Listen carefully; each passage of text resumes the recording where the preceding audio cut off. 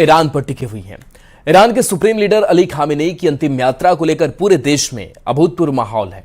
करोड़ों लोग उन्हें अंतिम विदाई देने के लिए सड़कों पर उतर आए हैं, लेकिन इस जनाजे पर एक बड़े हमले की आशंका ने पूरे पश्चिम एशिया का तनाव कई गुना बढ़ा दिया है।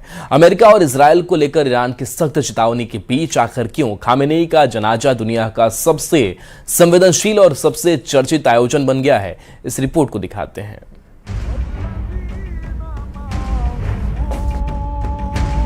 4 जुलाई से 9 जुलाई तक ईरान के सुप्रीम लीडर रहे अली खामनेई का जनाजा पूरी दुनिया में देखे जाने वाला सबसे बड़ा ग्लोबल इवेंट साबित होने जा रहा है। तेहरान से आई तस्वीरों में साफ दिखाई दे रहा है कि अली खामनेई की अंतिम यात्रा को लेकर जबरदस्त माहौल बन चुका है। ईरानी जनता अपने सुप्रीम लीडर के जनाजे में शामिल होने के लिए देश भर से राजधानी तेहरान पहुंच रही है। काला कफन ओढ़े करोड़ों लोग मातम मना रहे हैं। करीब 4 महीने पहले निधन के बाद 3 जुलाई को पहली बार अली खामनेई का पार्थिव शरीर आम लोगों के बीच लाया गया। इसके साथ ही उनकी 7 दिन की अंतिम यात्रा शुरू हो गई है। लेकिन इस बीच सबसे बड़ी खबर ये है कि ईरान को आशंका है अमेरिका और इजराइल खामनेई के जनाजे को निशाना बना सकते हैं। अंतिम विदाई से पहले तेहरान से लेकर वॉशिंगटन और तेल अवीव तक धमकियों और बारूद की गूंज सुनाई दे रही है। ईरान की सेना ने खुला दावा किया है कि जनाजे पर हमले की साजिश रची जा रही है। ईरान के जॉइंट मिलिट्री कमांड खातम अल अंबिया के चीफ कमांडर अली अब्दुल्लाही ने अमेरिका और इजराइल को सीधी चेतावनी देते हुए कहा कि 7 दिनों के राजकीय शोक के दौरान अगर किसी भी तरह की हिमाकत हुई तो उसका अंजाम बेहद खौफनाक और पछतावे से भरा होगा। तनाव इस कदर बढ़ चुका है कि ईरान के नए सुप्रीम लीडर मुस्तफा खामनेई ने सुरक्षा कारणों और इजराइल के कथित डेथ वारंट के डर से अपने पिता के जनाजे में शामिल नहीं होने का फैसला लिया है। हालात तब और ज्यादा बिगड़ गए जब इजराइल के रक्षा मंत्री इजराइल काट्ज के बयान ने तेहरान में हलचल मचा दी। दावा किया जा रहा है कि इजरायली रक्षा मंत्री ने कहा ईरान के नए सुप्रीम लीडर मुस्तफा खामनेई उनकी हिट लिस्ट में है और उन्हें जिंदा नहीं छोड़ा जाएगा। अयातुल्ला अली खामनेई को मौत के 4 महीने बाद आखिरकार कब्र नसीब होगी। उनकी पार्थिव देह को सबसे पहले तेहरान में अंतिम दर्शन के लिए रखा गया, जहां लाखों लोगों ने उन्हें अंतिम बार देखा। इसके बाद जनाजा कौम फिर इराक के नजफ और करबला पहुंचेगा और आखिर में उनके जन्म स्थान मशहद में उन्हें सुपुर्दे खाक किया जाएगा। इतने बड़े जमावड़े के बीच सुरक्षा एजेंसियों को डर है कि सीज फायर के बावजूद ईरान का कोई ड्रोन या कोई आत्मघाती प्रॉक्सी ग्रुप इन जनाजे को निशाना बना सकता है। माना जा रहा है कि 48 से 72 घंटे पूरे पश्चिम एशिया के लिए बेहद संवेदनशील हैं और एक छोटी सी चिंगारी पूरे इलाके को फिर से भीषण युद्ध की आग में झोंक सकती है। Bureau report, news 18। के कुल 89 सैन्य अड्डे हैं। ईरान ने युद्ध के दौरान इनमें सबसे अहम सैन्य ठिकानों को मिसाइलों और ड्रोन से दहलाया था।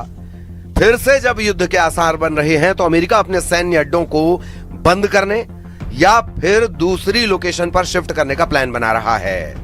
खाड़ी देशों से जिन देशों में सैन्य अड्डों की शिफ्टिंग की जा सकती है उसमें 3 नाम सबसे आगे हैं। पहला इजराइल, जहां मजबूत एयर डिफेंस सिस्टम है, इसीलिए इसे सबसे सुरक्षित विकल्प माना जा रहा है। ग्रीस दूसरी लोकेशन है जो यूरोप के करीब होने के कारण रणनीतिक रूप से अहम मानी जा रही है। तीसरी है साइप्रस, जो भूमध्य सागर में अमेरिका को बेहतर सैन्य पहुंच दे सकती है। ट्रंप ने जैसे ही अपने सैन्य अड्डों को सेफ हाउस में शिफ्ट किया, फिर ईरान का हिसाब तय है। ट्रंप जितने गुस्से में है उससे यह भी साफ है कि अब ईरान पर B-2 बम वर्षकों जैसे विध्वंसक से हमला होगा। यह अमेरिका का ऐसा बमबाज है जो कभी चमगादड़ की तरह नजर आता है तो कभी चील जैसा दिखता है। ऐसा बम्बर जिसकी उड़ान का मतलब है बहुत ही खास मिशन। अमेरिका का B-2 बॉम्बर BBB फॉर्मूले के साथ उड़ता है। फॉर्मूला BBB यानी बंकर बस्टर बम B-2 दुनिया का अकेला ऐसा बॉम्बर है जो 3 तरह के बहुत ही खतरनाक बंकर बस्टर फायर कर सकता है। पहला है GBU-28, दूसरा है GBU-72, तीसरा है GBU-57, जिससे अमेरिका ने ईरान की फोर्दो परमाणु साइट पर हमला किया था। हालांकि तब ये सवाल उठे थे कि आखिर B-2 के हमले से हासिल क्या हुआ। क्या ट्रंप ईरान के परमाणु कार्यक्रम को पूरी तरह मिट्टी में मिलाने में कामयाब रहे या फिर सब कुछ एक दिखावा साबित हुआ? क्योंकि रूस ने तब अमेरिका की सर्जिकल स्ट्राइक की सफलता पर सवाल उठाए थे। 2025 में 12 दिनों के युद्ध में ईरान ने बराबर की टक्कर दी थी।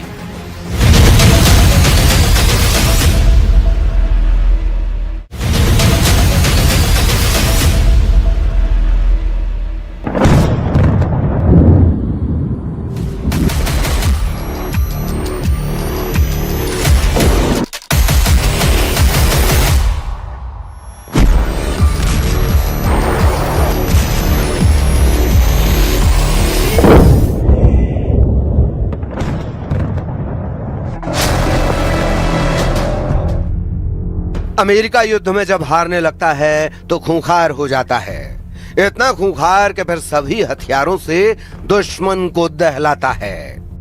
ट्रंप ने साफ कह दिया है कि ईरान को जैसे भी हो हद में लाओ, ईरान को एटम प्रोग्राम पर फौरन समझौता करवाओ। अगर ईरान नहीं तैयार होता है तो फिर B-2 से बमबारी करो या टॉम हॉक से मारो, F-35 से हमला करो या मिनटमैन फोड़ो।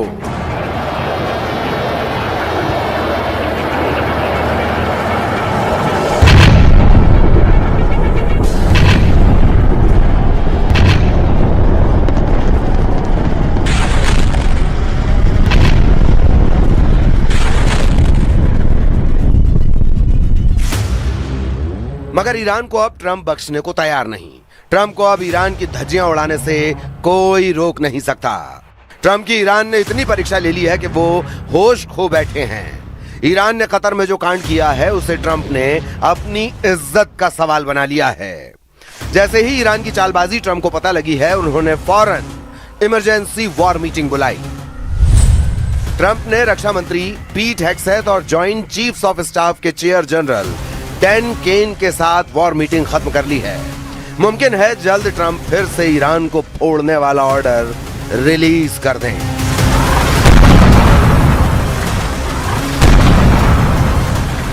क्योंकि कतर में उनके अरमान कतरे कतरे में तब्दील हो चुके हैं। ईरान ने अमेरिका से 1-to-1 बात ही नहीं की। यही नहीं, खींचतान के बीच इराक की राजधानी बगदाद से धमाके और हवाई हमले की तस्वीर आ गई। वहां अमेरिकी दूतावास पर ड्रोन अटैक हुआ।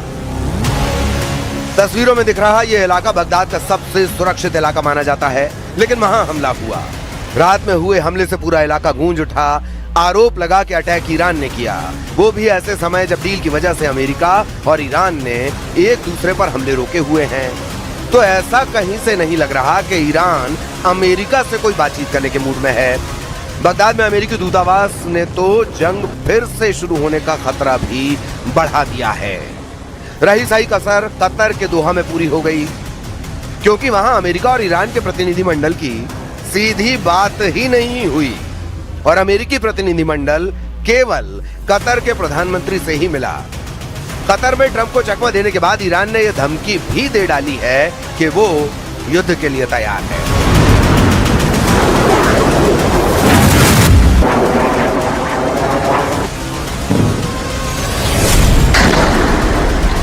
ما نسبت به تفاهم نامه مصریم، یعنی ما هم در حال گفتگو هستیم، هم اگر گفتگو رو نخوان اجرا بکنن آماده جنگ هستیم و عکس العمل نشون میدیم و حتما طبق اون کار رو دنبال میکنیم. जिस मुलाकात का ट्रंप ने ढिंडोरा पीटा था और कहा था कि ईरान की सहमति से कतर की राजधानी दोहा में अमेरिका और ईरान एटमी डील फाइनल करने की कोशिश करेंगे, ना वो मुलाकात हुई और ना ही ईरान और अमेरिका की दोहा में कोई सीधी बात हुई। हुआ बस इतना कि दोहा पहुंचे अमेरिकी राष्ट्रपति डोनाल्ड ट्रंप के डेलीगेशन ने कतर के प्रधानमंत्री शेख मोहम्मद बिन अब्दुल रहमान अल थानी से मुलाकात की।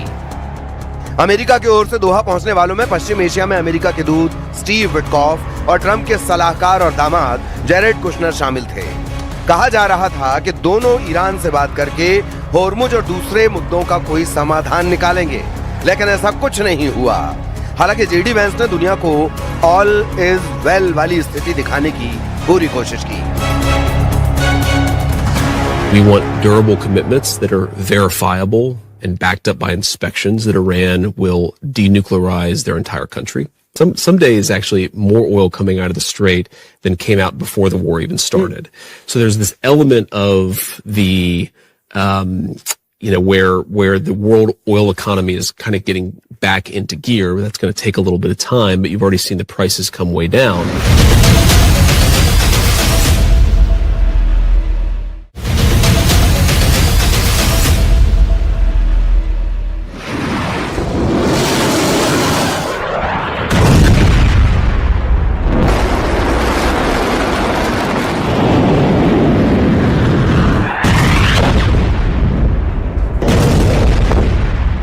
अमेरिका कोशिश कर रहा है कि डील पर ईरान उसकी बात माने हॉर्मुज में समझौते के आर्टिकल 5 को लागू करे, लेकिन ईरान नहीं झुक रहा।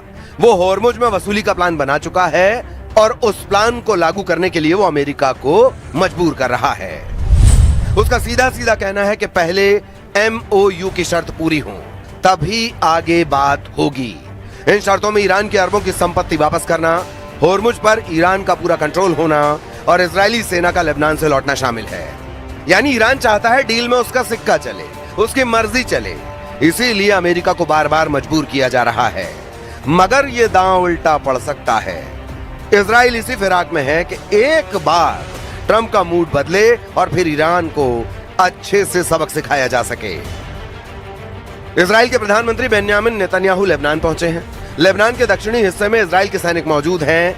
नेतन्याहू वहीं पहुंचे और अपने सैनिकों से मिले, उनका हौसला बढ़ाया। इतना ही नहीं, एक दिन पहले तक जो बात इजराइल के रक्षा मंत्री काट्स ने कही थी, लेबनान की जमीन से नेतन्याहू ने भी वही बात कही और एक बार फिर यह साफ कर दिया कि जब तक हिजबुल्लाह हथियार नहीं छोड़ता, इजराइल लेबनान से नहीं हटेगा। רצועת עזה, שמתפעמת בין היוצאת מן הכלל בתחילת המלחמה, מהדרום לצפון. זה לא בהכרח יעבור בשקט. אנחנו מאוד גאים במה שהשגנו בזכות הפעולה האמיצה שלכם וגם ההחלטות שקיבלנו. וההתעקשות שלנו שאנחנו לא יוצאים מדרום לבנון עד שהאיום לא בטל.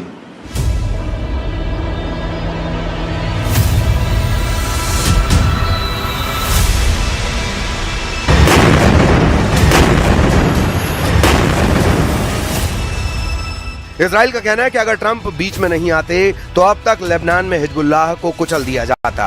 लेकिन ईरान से डील के लिए ट्रंप ने लेबनान वाला ट्रंप कार्ड चला, जिससे इजराइल को हमलों की रफ्तार धीमी करनी पड़ी। मगर इजराइल तो इजराइल है और नेतन्याहू को रोकना मुश्किल ही नहीं, नामुमकिन है, वरना वो लेबनान की जमीन पर खड़े होकर हिजबुल्लाह को नहीं ललकारते। शायद ट्रंप ने नेतन्याहू को 28 फरवरी वाला सिग्नल दे दिया है। इसकी सबसे बड़ी वजह अमेरिकी सैन्य ठिकानों को खाड़ी देशों से शिफ्टिंग को भी माना जा रहा है।